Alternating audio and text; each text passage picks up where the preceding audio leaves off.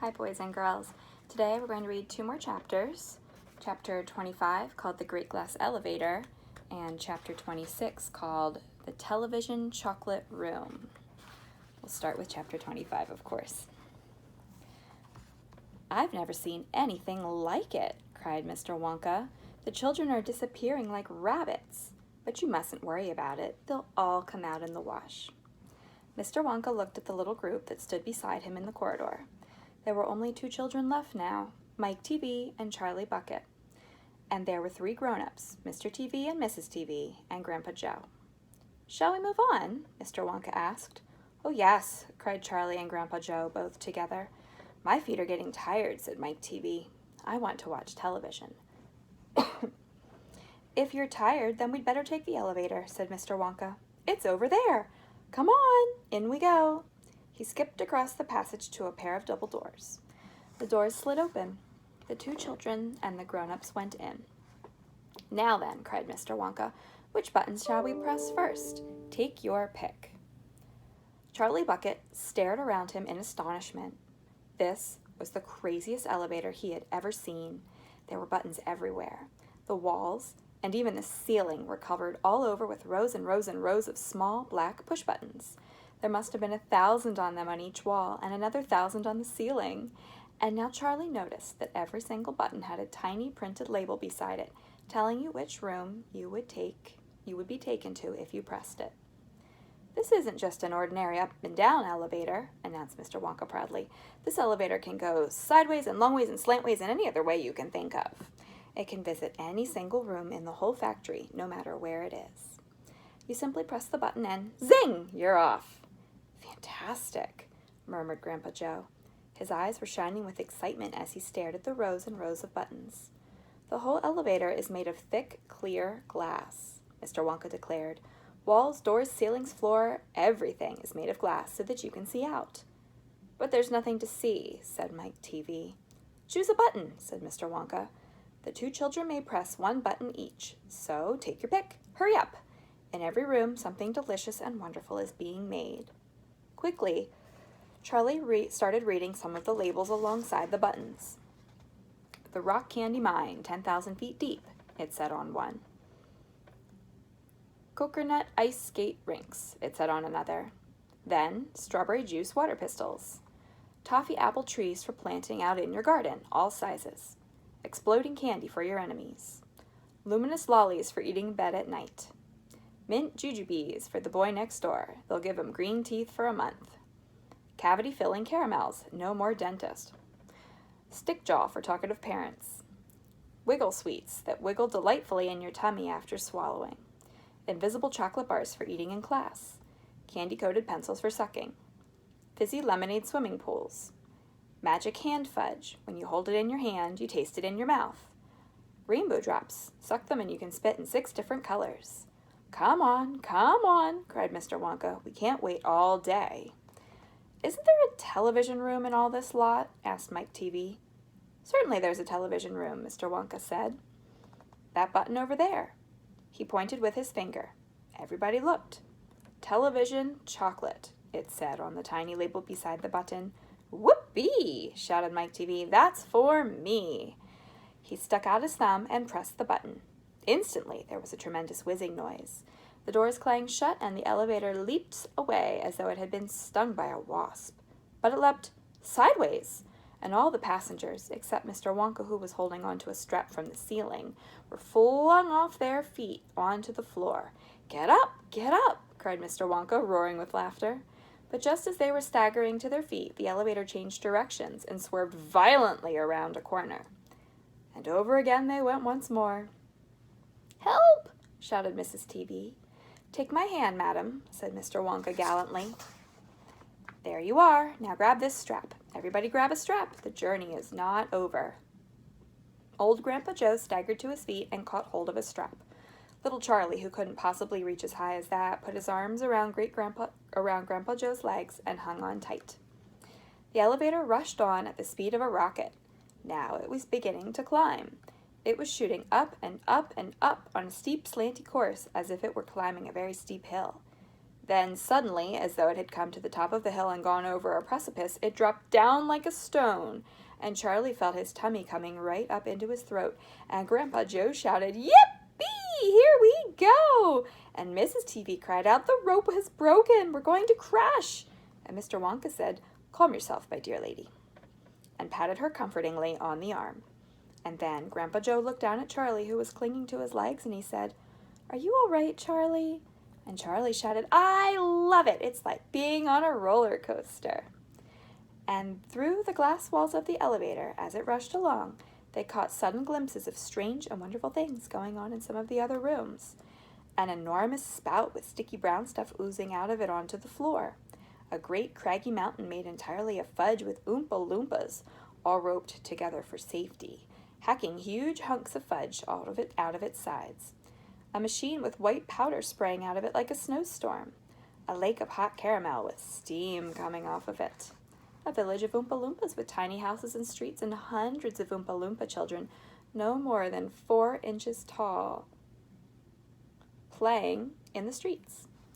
And now the elevator began flattening out again, but it seemed to be going faster than ever, and Charlie could hear the scream of wind outside as it hurled forward and twisted, and it turned, and it went up, and it went down, and "I'm going to be sick," yelled Mrs. TV, turning green in the face.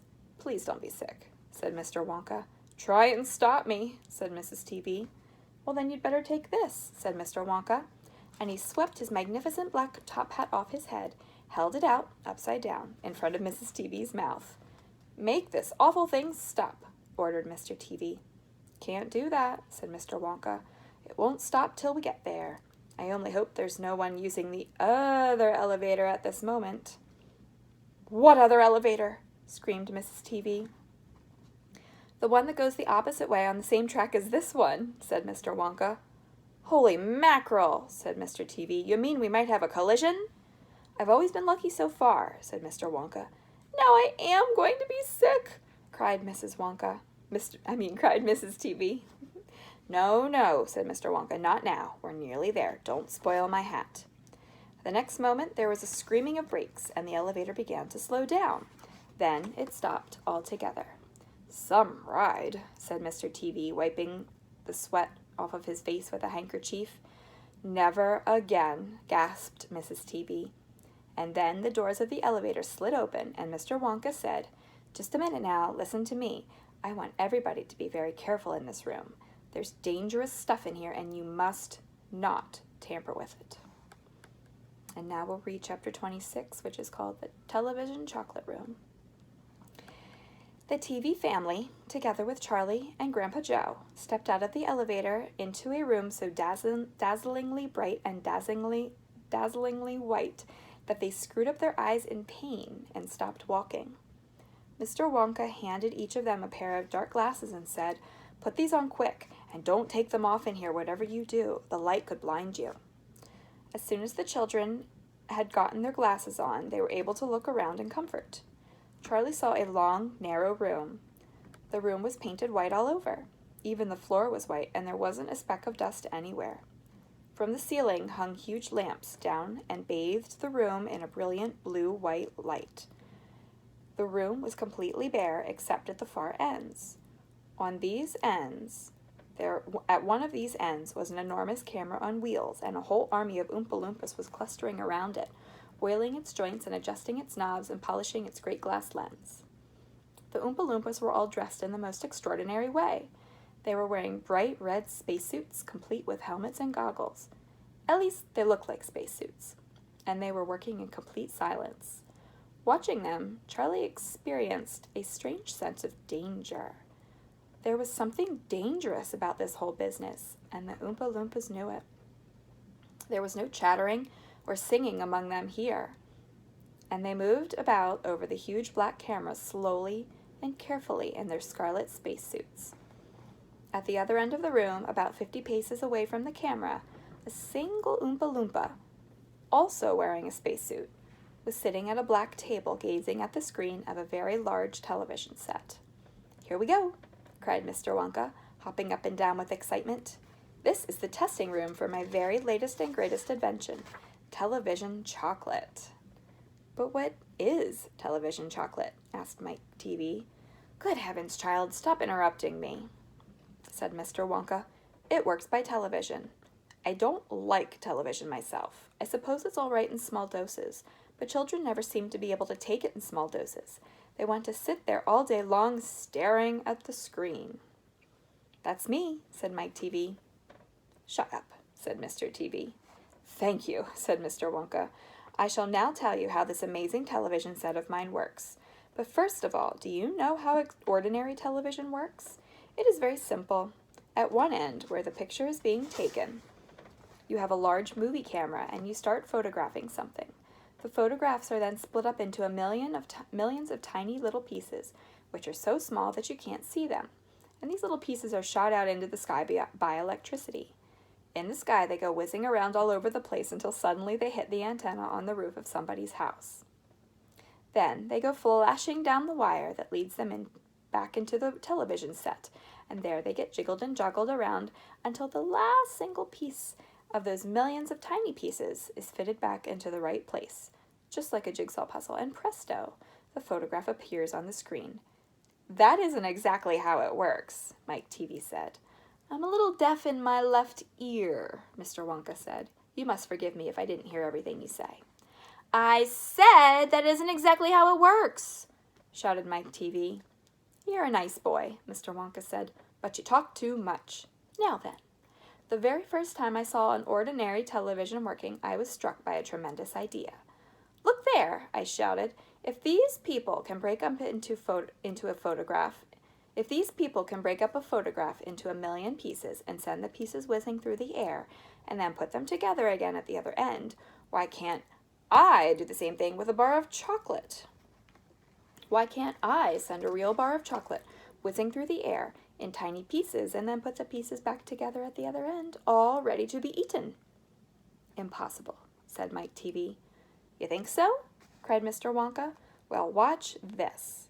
I shall now send a bar of my very best chocolate from one end of the room to the other, by television. Get ready there. Bring in the chocolate.'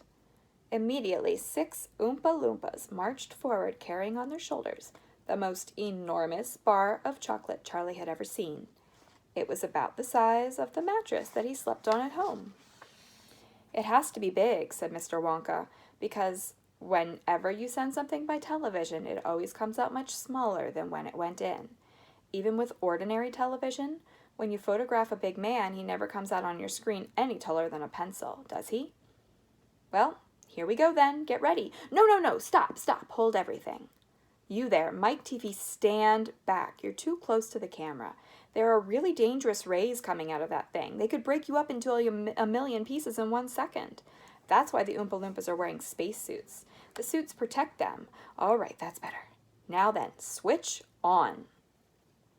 One of the Oompa Loompas caught hold of a large switch and pulled it down. There was a blinding flash. 'The chocolate's gone!' shouted Grandpa Joe, waving his arms. He was quite right. The whole enormous bar of chocolate had disappeared completely into thin air. 'It's on its way!' cried Mr. Wonka.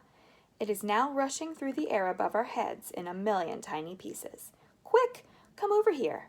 He dashed over to the other end of the room where the large television set was standing, and the others followed him. 'Watch the screen,' he cried. 'Here it comes. Look!'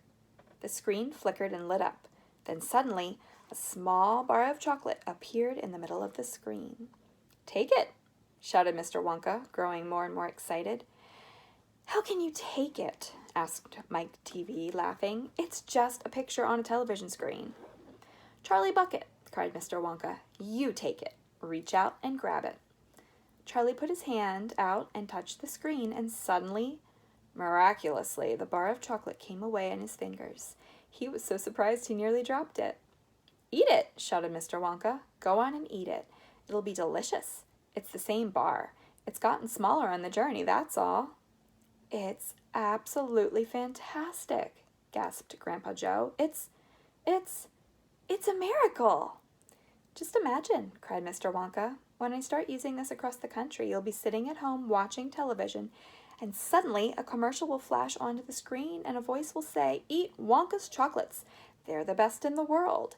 If you don't believe us, try one for yourself. Now. And you simply reach out and take one. How about that, eh? Terrific, cried Grandpa Joe. It will change the world. And that is where we will stop today, boys and girls. The next chapter is called Mike TV is Sent by Television. What do you think will happen in chapter 27? Tell someone who is next to you, or if you're not with anyone, tell yourself, what do you think is going to happen next?